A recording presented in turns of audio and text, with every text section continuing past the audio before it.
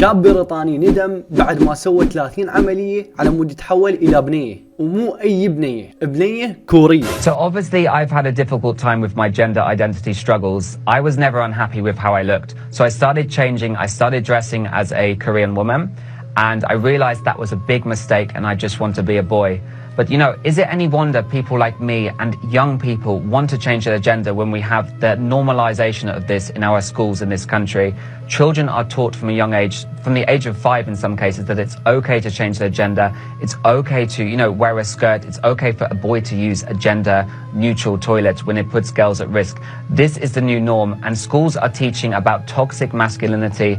They're eroding the alpha male. The alpha straight male has been eroded. You know, Tucker, what happened years ago when kids used to go to school, they used to idolize Superman and astronauts. Now kids are being pushed this radical ideology.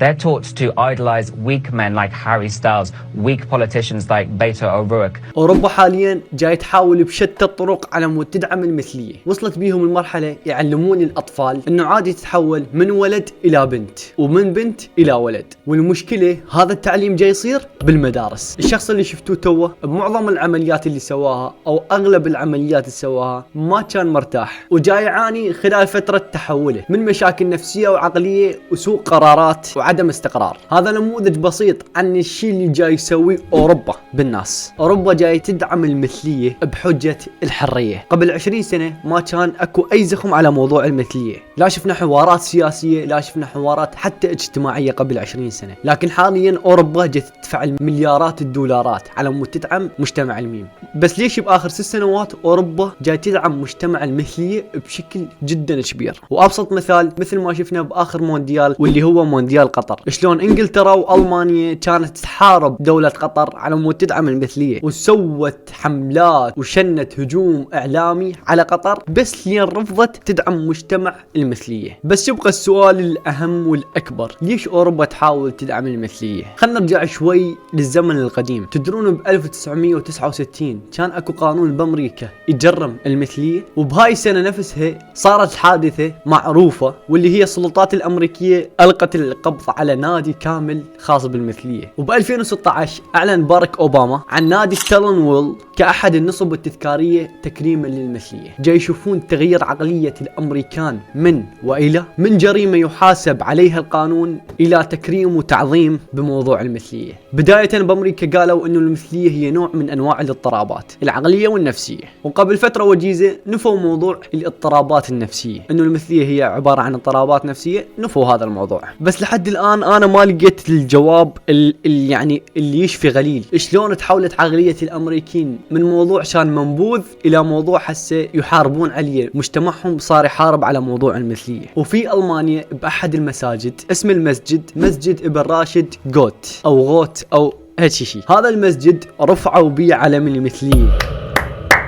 واو. وكان شعارهم الحب حلال، يعني المثلية حلال. روح عم روح عم روح لا خلي الناس تضحك عليك، روح بعد لا تسويها. واو والله واو. لا وازيدك من الشعر بيت عزيزي المتابع، هذا المسجد يسمح بالصلاة المختلطة. تخيل انت جاي تصلي وشوف بنية من هناك حلوة، يعني تباوح هيك، استغفر الله ربي، والله حلوة، والله صاك استغفر الله يا الله. تتزوجيني؟ يعني شنو هالمنطقة يعني ما ادري. وب 2021 لاجئ سوري عايش بالمانيا يقول اني مسلم ومثلي. استطعت ان افرض نفسي على المجتمع الشرقي اني انا مسلم وعربي ومثلي.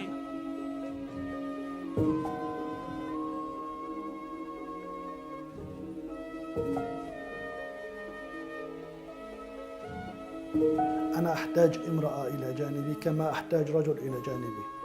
انت ما سامع قصص، انت يعني ما سامع موضوع الانبياء وقوم لوط وهاي سوالف حجينا، يعني 45 سنة عمرك، يعني رجل بالقبر ورجل مو بالنار، يعني بالصميم، ويقول حجينا بالله، يقول اني احتاج امرأة الى جانبي ورجل، يقول لي هذول الاثنين هم اللي يكملون شخصيتي، او هم اللي يكملون يعني ما ادري ايش يكملون. حجين ايش بيك؟ حج ايش بيك انت؟ الحج هنا يعني انا يعني لحد الان كاظ لساني، لحد هاي اللحظه كاظ لساني. شو اسوي لك يعني؟ هذا الشيء اللي الله قدرني عليه. ما سالت نفسك عزيزي المشاهد منو اللي يدعم هذه الشخصيات ومنو اللي يدعم موضوع المثليه بشكل كبير وليش جاي تصرف الملايين؟ منظمه LGBT هي واحده من اكبر المنظمات اللي تدعم المثليه بشكل جدا كبير. هاي المنظمه موقعها بالمانيا بالعاصمه برلين، وهي مستعده تدفع مليارات والاف الدولارات على مود تدعم المثليه. اذا ملاحظين ببعض المباريات بالدوري الالماني ملعب بايرن ميونخ على طوله يتحول من اللون الاحمر الى لون علم الالوان او علم المثليه، وحتى شارات الكابتن شارات القياده بدل ما خلوها شارات الكابتن اللي تمثل في شيء كبير حولوها الى علم المثليه. واو. اوروبا بشكل عام تحاول تدعم المثليه بشتى الوسائل وتحاول تدس هاي المواضيع بالوطن العربي، لكن احنا